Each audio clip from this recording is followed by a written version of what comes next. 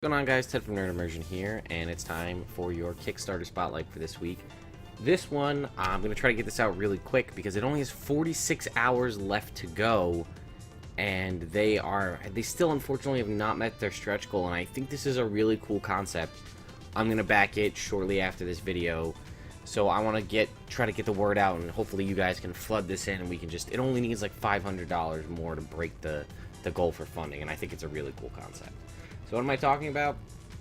I'm talking about, when OBS catches up to me here, inspiration cards here for 5th edition.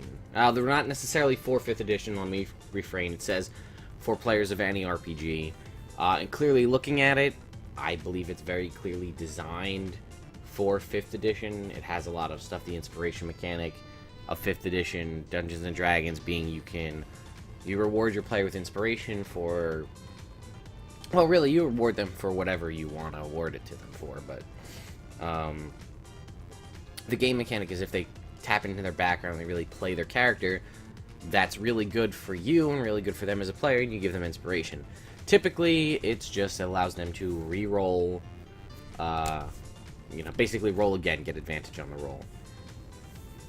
I've learned that having a physical token is useful for that, because without a physical token, people forget they have it.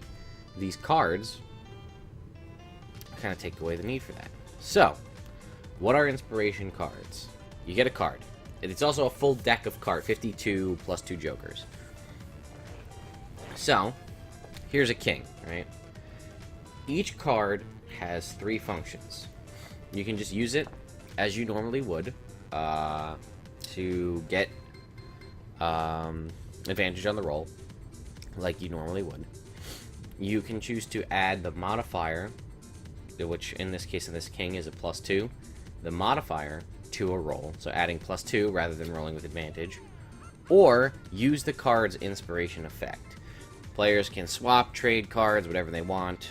For this one, it's add a d8 to 1 damage roll, so that's really cool. They could be like, oh no, I'm gonna miss, I think I need advantage, or I think I want a +2, or you know what?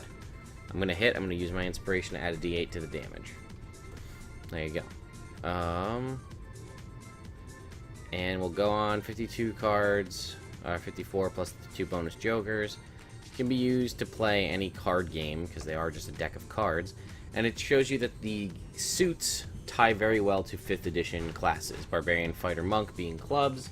Druid, Sorcerer, Wizard being diamonds. Bard, Cleric, Paladin being hearts. Ranger, Rogue, Warlock being spades. You don't have to give them that way. You could split them up. Essentially, divide them up into the 4 suits, and then if your Ranger gets inspiration, shuffle and give him one of the aces. Your Bard, shuffle and give them one of the hearts, and so on. Each class has 4 cards, including 1 face card. Cards pair perfectly with the class they represent, but are useful for anyone.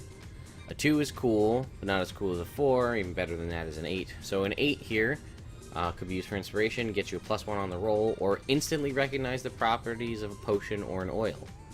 Number cards show their number value, awesome custom suit art. Numbered cards also have the d20 modifier.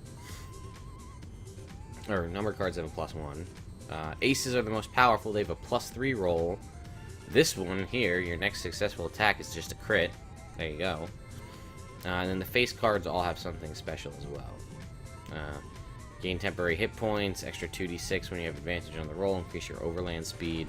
Grapple target has disadvantage on escapes.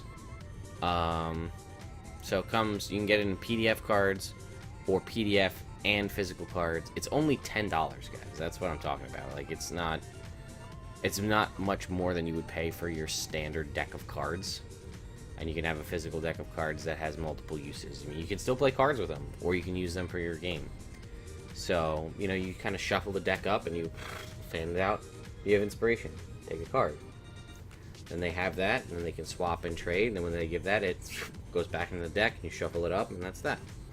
I think it's a really cool concept. I like weird mechanics. That's a thing I do. I do critical hit, critical fumble tables in my game. This is a cool concept to kind of add a little quirkiness to it as well. So anyway, guys, let me know what you think. Hopefully, between myself and the rest of you guys, they can break their $2,000 stretch goal and get these cards funded. I think it's a really neat concept. So, anyway, guys, I hope you enjoyed this. Have a great rest of your week, and I'll see you next time.